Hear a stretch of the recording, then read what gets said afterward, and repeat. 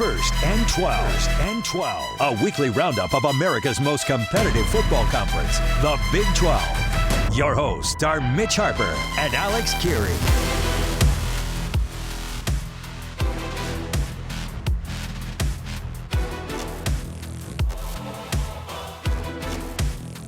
All right, everybody, welcome on in. It is First and 12 right here on KSL News Radio. Thanks for being with us. Alex Kirry, Mitch Harper. We jam about all things Big 12 every week right here on KSL News Radio. You can hear us every Tuesday evening, but this week shifting things as we had some things going. We had a jazz game last night. The college football playoff rankings are out, and I'm over here yelling at nobody at the normal time that we're able to be on, Mitch, because we had to come on today, a day after it. But the college football playoff rankings are now officially in the books for this week, and we've got 3 more weeks of this. I say of this because it's just torture every week. I feel like for all the Big 12 teams to watch this thing play out in slow motion, and that's what we're watching right now. And how are you, though, dude? Can we talk about college football for a living? This is freaking fun, man. It is a blast, and I'm happy to be back this week talking Big 12 football. And this chase to Arlington's heating up, and the chase for the college football playoff is just as exciting. And, hey, if you're Brett Yormark today, it seems like he's just beyond thrilled. He sees 5 college football playoff teams from the Big 12 in the top 25 rankings, and it led Yormark to just issue a random statement out of nowhere to say, I am thrilled to see the Big 12 Conference getting the respect it deserves. I said at Big 12 Football Media Days in July that we would earn it on the field, and we continue to do that. That's in quote from Brett Yormark. But then at the same time, those 5 teams that are ranked, only one of them would be on the playoffs. So I don't know why Yormark is so thrilled with this, but I guess having 5 teams ranked, that's exciting for the Big 12. Yeah, and I guess as we talk about it too, reaction-wise, I mean, we do this on our show with JJ and myself every day too, where we go through and go, okay, what is the playoff committee going to do this week that's going to be absolutely contradictory to itself? What's it going to be this week in terms of putting programs that are not in the SEC or in the Big Ten a little bit further back than you feel like that they should be? The reality is that I have a hard time. The irony of where I think teams like BYU and Utah are right now, because you're talking about a 1-loss team and a 2-loss team. And there are multiple 1-loss and 2-loss teams now, of course, in the top 10 and inside the safe zone, so to speak, right now at least, of the college football playoff. It's hard not to look at that and go, man, they are really trying hard to make sure that you don't get, and tell me if you think that this is wrong, because I don't think that SMU helped at all last year when they got into the playoff, when they did, and then just got their butts handed to them. I don't think it helps when teams like Boise State get into the playoff the way that they did. And we're sitting at the number 4 or number 3 or 4. Well, one of those. It was a bye. They got a bye. They were that 3 seed. They get the bye, and then they get their butts handed to them. And even Arizona State, while they put up a fight against Texas, I think that it works with that narrative of what we're hearing right now. I'm not trying to act like the Big 12, some sort of a Big 12 martyr, but what I'm saying is that it is massively inconsistent. And I do think that teams, in this case, like BYU and like Utah, and if it were other teams in this Big 12 as well, people look at them and they just kind of go, that's nice, that's cute. And they lump them into that same category of almost like we used to talk about BCS busters, Mitch, like it was a positive term.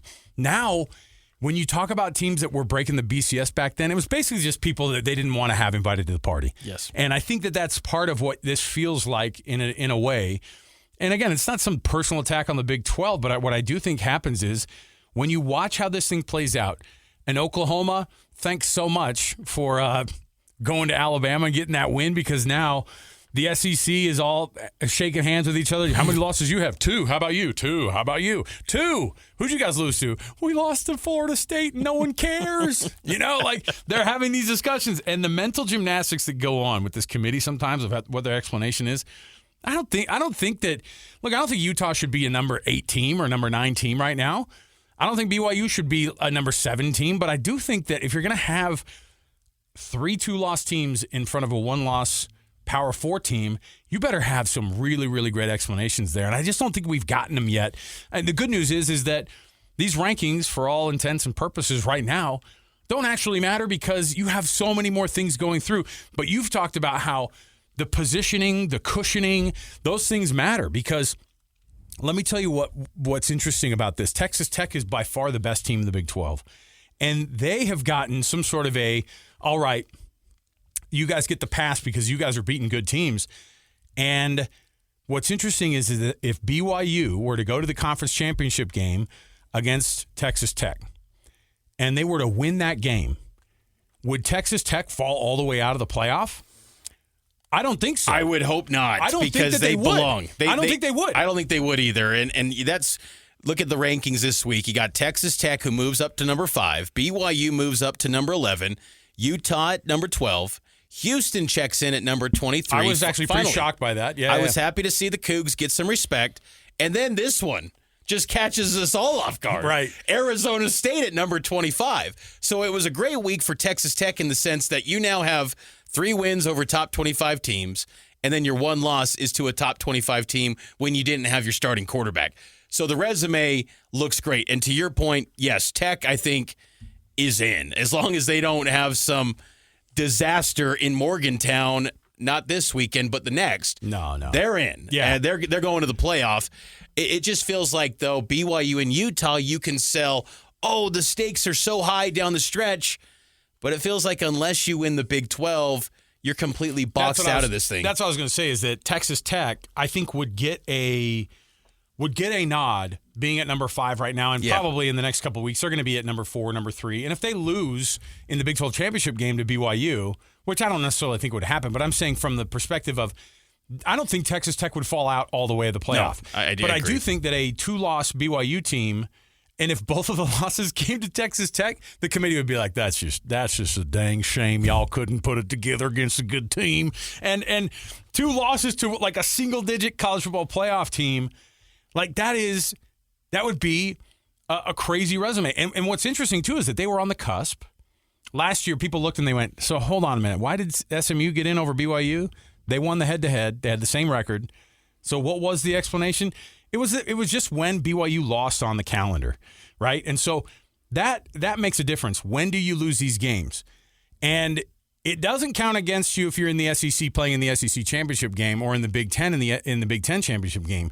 But a loss in the Big 12 championship game, I think for a lot of people, if it becomes a second loss, that dings you like a regular season loss, it seems like. And what's fascinating, too, when you watch these ranking shows, Reese Davis, the ESPN host, he really plants some narratives, man. He plants where it's like, well, last year they protected the teams that reached the championship game. It's not etched in stone. Like, he makes that clear, almost like speaking for the committee. And I know that he's not, but it's just funny how the host is taking this stand to really plant the seeds because those guys kind of write narratives and speak narratives that then the national college football fan is looking at. But, this Big 12 is – I do like the fact that they got 5 teams in the playoff to where you're probably looking at every team that's, got a mathematical chance to reach Arlington could be ranked. Remember last year at this time, Arizona State was number 21, and they catapulted up the rankings quick and then reached the playoff. So maybe everyone's got a chance to dream big and do something crazy, but it does feel like the Big 12 and the ACC are always going to fight this battle where they're only a 1-bid league, and then that leads me to think we need to get crazy and go to Tony Petitti, the Big Ten, say, hey, you know what, that 2014 playoff, Let's kick the tires on that. Hey, let's look at that. Hey, make it 28 while we're at it, right? That was the other discussion. If you get equal bids for all 4 power leagues, sign me up today for that, please. At the very least, what happens is like I said, it just is hard because when the committee goes, they all take their hats off and their loyalties are with the committee. They're not with their conferences. Like, you can't say that. Yeah. It'll never be that way. And so I'm a big fan of take it out of the hands of the committee. And automatic bids would do that to an extent. I mean, you're talking about, if the Power 4 leagues all got 4 apiece, then you'd be talking about you've got 16 there, and then the rest. I'm okay with you trying to figure out, and then get an auto bid or 2 here from the. If you get 2 automatically in from the G6, then you're talking about you only have to deal with 6 other teams that have to get in. So again, we're trying to solve the world's college football playoff problem 1 week at a time. The reality is that I'm shocked as you are that not that Brett Yormark made a statement, because we're used to him making statements and unsolicited statements from Brett Yormark. Those are the best ones. But I'm shocked it wasn't like, we're disappointed that the committee is not showing more respect. And maybe he's just kind of playing his cards, because as soon as you say that and one of the teams loses or they lose 2 games in a row, then you go, oh boy, we look kind of dumb. So the good news is there is a capability that these teams have of just absolutely taking care of business that's in front of them. And then that's all you can do. And some of them still have the automatic bid sitting in front of them. BYU's got the possibility. If Utah finds its way into the Big 12 championship game, I would hate to play that team right now.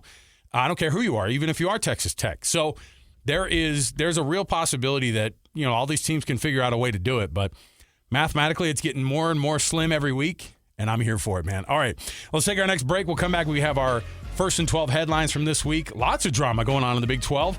Stay right here with us. It's First and 12 right here in 102.7 FM, 1160 AM. It is KSL News Radio.